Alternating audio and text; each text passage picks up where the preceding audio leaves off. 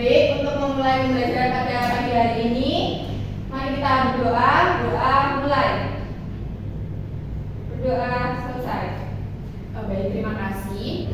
Oke, sebelum kita masuk ke pelajaran pada pagi hari ini, ada yang ingat nggak? Minggu lalu kita belajar tentang apa? Sistem ekonomi. Ya, betul. Minggu lalu kita belajar tentang sistem ekonomi. Lalu pada minggu ini kita akan belajar tentang masa praaksara. Oke, sebelum masuk ke materi, Ibu akan membacakan tujuan pembelajaran kita pada pagi hari ini. Yang pertama adalah siswa mampu mengidentifikasi periodisasi masa praaksara di Indonesia. Lalu yang kedua, siswa mampu mendeskripsikan perkembangan masyarakat Indonesia pada masa praaksara. Next. Baik, kita akan langsung masuk ke materi yang akan dijelaskan oleh Ibu. Baik, Ibu di sini akan membahas tentang masa praaksara. Jadi sebelum kita mempelajari atau membahas mengenai bagaimana kehidupan manusia pada masa praaksara di Indonesia, kita terlebih dahulu harus mengetahui atau memahami apa yang dimaksud dengan masa praaksara. Jadi, siapa yang ingin membacakan pembahasan dari masa praaksara di PPT ini? Baik, Pak Yudi silakan. Baik, jadi masa praaksara merupakan salah satu periode dalam kehidupan manusia ketika manusia yang belum mengenal tulisan. Praaksara sendiri berasal dari gabungan kata yaitu pra dan aksara. Pra artinya sebelum dan aksara berarti tulisan. Dengan demikian dimaksudkan masa praaksara adalah masa sebelum manusia mengenal tulisan. Seperti itu, Bu. Baik, terima kasih Mbak Lali atas penjelasannya. Jadi betul sekali masa praaksara ini adalah masa di mana manusia sebelum mengenal tulisan. Next. Baik, selanjutnya kita akan membahas tentang periodisasi atau pembentukan zaman pada masa praaksara. Untuk mengetahui perkembangan manusia sejak awal, kita harus mengetahui periodisasi atau zaman-zaman itu di muka bumi. Pembentukan ini sendiri dibagi menjadi tiga, yaitu dilakukan secara geologis, arkeologis, dan perkembangan kehidupan manusia. Next. Baik, yang pertama yaitu ada periodisasi secara geologis. Jadi periodisasi secara geologis ini sebelum adanya kehidupan bumi ini kan mengalami perubahan-perubahan. Nah, proses perubahan tersebut terbagi menjadi beberapa fase-fase atau beberapa zaman. Nah, menurut para ahli geologi, sejarah perkembangan bumi ini terbagi menjadi 4 periode, yaitu zaman Arkaikum, zaman Paleozoikum, dan Mesozoikum, kemudian yang terakhir Mesozoikum. Next.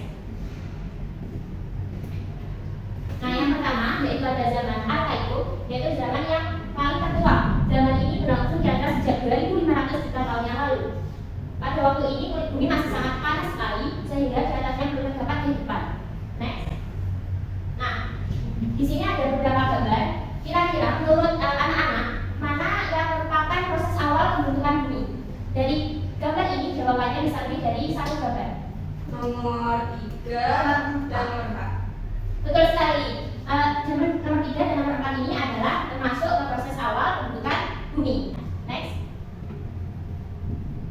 Berikutnya yaitu zaman Paleozoikum. Zaman ini merupakan zaman kehidupan tua yang berlangsung kira-kira sejak 360 juta tahun yang lalu. Zaman ini sudah ditandai dengan munculnya tanda-tanda kehidupan seperti hewan-hewan kecil yang hidup tanpa tubuhnya itu tanpa tulang belakang seperti itu ya, seperti ikan, gangga, dan rumputan. Next. Ya, baik, seperti sama seperti tadi. Kira-kira mana yang termasuk zaman Paleozoikum? Nomor 4. Yang mana? Nomor 2 dan nomor 4. Ya, betul sekali anak-anak. Jadi nomor 2 dan nomor 4 ini merupakan salah satu dari zaman Paleozoikum. Next. zaman Mesozoikum. Zaman Mesozoikum merupakan zaman kehidupan pertengahan. Zaman ini berlangsung kira-kira sejak 140 juta tahun yang lalu. Pada zaman ini kehidupan bumi makin berkembang. Bahkan binatang ini mencapai kuku yang besar sekali seperti dinosaurus. Next. Baik, sama seperti tadi, kira-kira mana gambar yang menunjukkan zaman dari Mesozoikum? Nomor 1, 2, 5. Wah, tepuk tangan untuk kita semua. Sudah tadi, zaman yang merupakan zaman Mesozoikum yaitu gambar 1, 2, dan 5. Next. Selanjutnya yaitu ada zaman Neozoikum atau zaman Kenozoikum. Zaman ini merupakan zaman kehidupan baru yang berlangsung kira-kira sejak 60 juta tahun yang lalu. Zaman ini terbagi menjadi dua, yaitu zaman Tersier dan Kuartier. Zaman Tersier pada zaman ini, ada zaman Tersier, jenis-jenis reptil besar seperti dinosaurus itu mulai punah dan bumi umumnya dikuasai oleh hewan-hewan besar yang menyusui. Kemudian yang kedua zaman Kuartier, zaman ini berlangsung sejak kira-kira 3 juta tahun yang lalu. Zaman ini merupakan awal kehidupan manusia pertama kali di muka bumi ini. Next. Baik, di sini sudah ada gambar yang sudah disediakan Ibu. Kira-kira manakah gambar yang menunjukkan zaman dari Neozoikum atau Kenozoikum atau zaman yang merupakan kehidupan baru? 1, 3. Semua benar, Bu. Wah, pintar sekali Mbak ini. Tepuk tangan untuk kita semua. Ya, benar. Semua ini merupakan gambaran dari zaman kehidupan baru. Di mana pada zaman ini dinosaurus ini punah, kemudian muncullah hewan-hewan besar purba yang menyusui seperti gajah purba ini, kemudian sudah ada tanda-tanda atau kehidupan manusia purba. Pintar sekali untuk Mbak Radit. Tepuk tangan. Baik, selanjutnya next. Baik, yang selanjutnya kita akan membahas tentang periodisasi atau pembagian zaman secara arkeologis. Jadi periodisasi arkeologis ini didasarkan atas hasil teman-teman sejarah kehidupan manusia yang hidup pada masa praaksara. Berdasarkan penelitian terhadap benda-benda peninggalan tersebut, masa praaksara ini dibedakan menjadi dua, yaitu zaman batu dan zaman logam. Next. Baik, selanjutnya ada zaman batu. Zaman batu ini yaitu zaman ketika sebagian besar manusia itu menggunakan batu sebagai perkakas penunjang kehidupannya. Baik, selanjutnya kita akan membahas dari zaman batu itu sendiri. Yang pertama ada Paleolitikum. Paleolitikum ini berasal dari kata paleo yang artinya tua dan itu cara punya batu, sehingga zaman ini disebut juga dengan zaman batu tua. Zaman ini berlangsung kira-kira kurang lebih 600 juta tahun silam. Kehidupan manusia pada zaman Paleolitikum ini sangat sederhana. Mereka hidup berpindah-pindah atau nomaden dan mereka memperoleh makanan dengan cara berburu, mengumpulkan makanan seperti buah-buahan atau umbi-umbian dan menangkap ikan. Ya, selanjutnya yaitu ada zaman Mesolitikum. Jadi zaman Mesolitikum ini disebut juga zaman Batu Tengah. Hasil kebudayaan dari zaman Mesolitikum ini lebih maju daripada hasil kebudayaan zaman Paleolitikum atau Batu Tua. Pada zaman ini manusia sudah ada yang hidup menetap, sehingga kebudayaan yang menjadi ciri dari zaman ini yaitu kebudayaan Chauken, Modinger, dan kebudayaan Abisauswatchem. Baik, selanjutnya ada zaman Neolitikum. Jadi zaman Neolitikum ini disebut juga zaman Batu Baru. Pada zaman ini kehidupan manusia atau kehidupan masyarakat sudah menetap dan mampu menghasilkan bahan makanan sendiri dari kegiatan bercocok tanam. Hasil budaya yang terkenal dari zaman ini adalah kakak lonjong. Baik, yang terakhir ada transisi megalitik. Transisi megalitik merupakan zaman terakhir dari zaman batu itu sendiri. Jadi transisi megalitik ini merupakan tradisi atau zaman di mana terciptanya batu-batu yang berukuran besar sekali. Tradisi ini muncul pada zaman batu dan erat kaitannya dengan kepercayaan yang berkembang pada saat itu, yaitu pemujaan kepada roh nenek moyang. Jadi jenis bangunan megalitik ini antara lain ada menhir, ada dolmen, ada kubur peti baru, dan sarkofagus. Baik, selanjutnya ada zaman logam. Setelah tadi ada zaman batu, sekarang kita masuk ke zaman logam. Jadi pada zaman ini manusia sudah tidak menggunakan batu sebagai alat penunjang kehidupannya. Mereka mulai beralih menggunakan logam untuk menunjang kehidupan mereka. Nah, menurut perkembangannya zaman logam ini dibedakan menjadi tiga, yaitu zaman perunggu, zaman tembaga, dan juga zaman besi. Tapi di Indonesia hanya mengalami dua zaman, yaitu zaman perunggu dan juga zaman besi. Baik, ini sudah disediakan gambar. Kira-kira dari gambar ini silakan anak-anak mengelompokkan atau menyebutkan gambar 1, 2, 3, 4 ini masuk ke zaman apa? Baik, Laili sama. Nomor 1 itu ada gambar serpihan batu yang mana itu merupakan hasil kebudayaan zaman Paleolitikum. Baik, betul sekali. Pertama. Baik, kemudian yang nomor 2, adakah anak yang ingin jawab? Kalau tidak ada yang ditunjuk. Oh, silakan Amalia. Itu gambar 2 ya, Bu? Ya, betul sekali. Ya, itu di zaman Mesolitikum. Wah, betul sekali, pertama dulu. Silakan, Ayu. Nomor 3 itu ada gambar kakak lonjong, Bu. Dan itu merupakan hasil kebudayaan zaman Neolitikum. Waktu itu saya ulang lagi. Kemudian gambar 4 dan 5 saya tunjuk untuk siapa ya kira-kira yang mau? Apa aku tunjuk saja? Saya silakan saja. Untuk gambar nomor 4 itu adalah medit, yang mana itu ada pada zaman tradisi Neolitikum. Untuk yang gambar nomor 5 itu logam. Baik, terus sekali terima kasih. Baik, itu tadi sudah dijelaskan periodisasi berdasarkan geologis serta arkeologis. Selanjutnya akan dijelaskan kepada Ibu Rara mengenai perkembangan kehidupan manusia. Baik, yang selanjutnya kita akan membahas mengenai perkembangan kehidupan manusia. Kalau membahas tentang perkembangan, apa sih yang ada di pikiran kalian tentang perkembangan? Perubahan.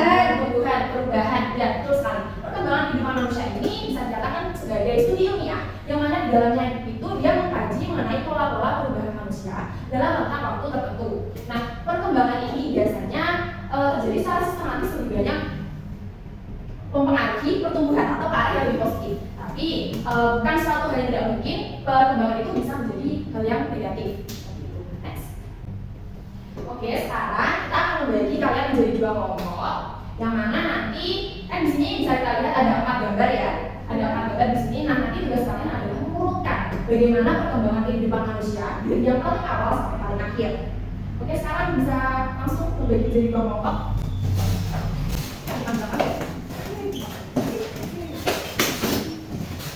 Ya, sudah bisa udah punya bawahnya.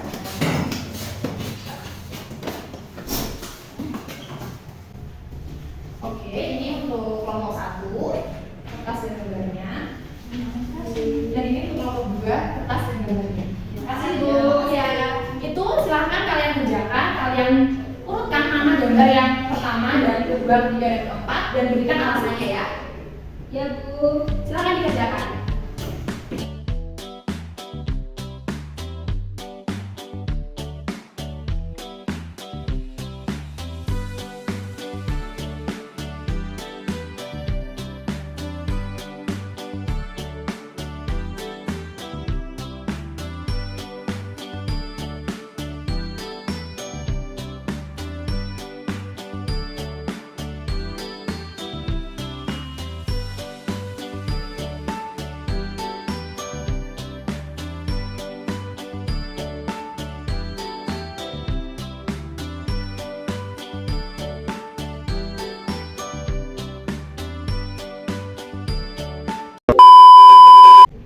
Baik anak-anak, apakah sudah selesai?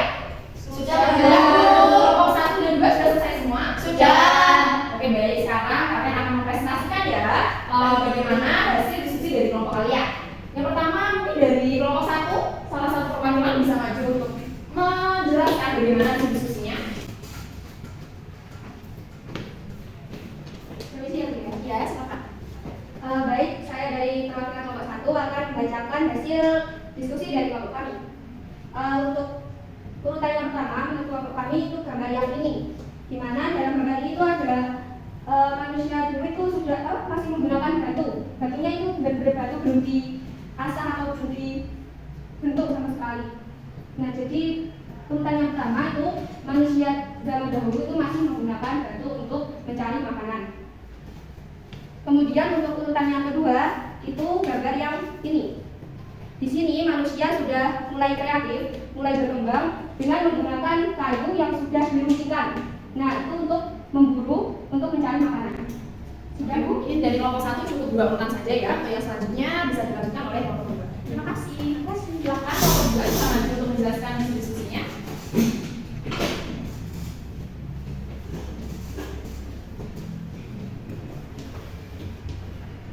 Misi ya Bu? Ya, silakan. Baik, saya mendengar perwakilan dari kelompok 2 mau menjelaskan hasil diskusi dari kelompok kami. Menurut kelompok kami, zaman yang ketiga itu adalah zaman yang gambarnya seperti ini.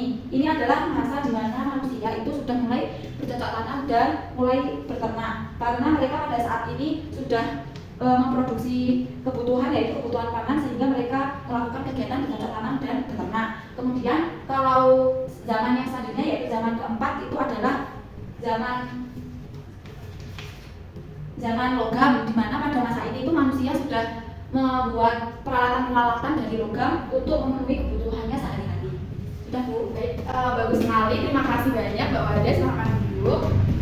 Oke, jawaban yang telah dijabarkan oleh kalian itu benar sekali ya. Pertanyaan juga sudah benar. Sekarang saya akan menjelaskan lebih rinci bagaimana zaman-zaman perkembangan manusia. Oke, kita masuk ke yang pertama.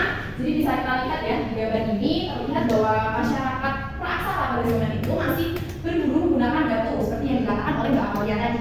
Nah, zaman ini biasa disebut dengan masa berburu dan mengumpulkan makanan tingkat sederhana.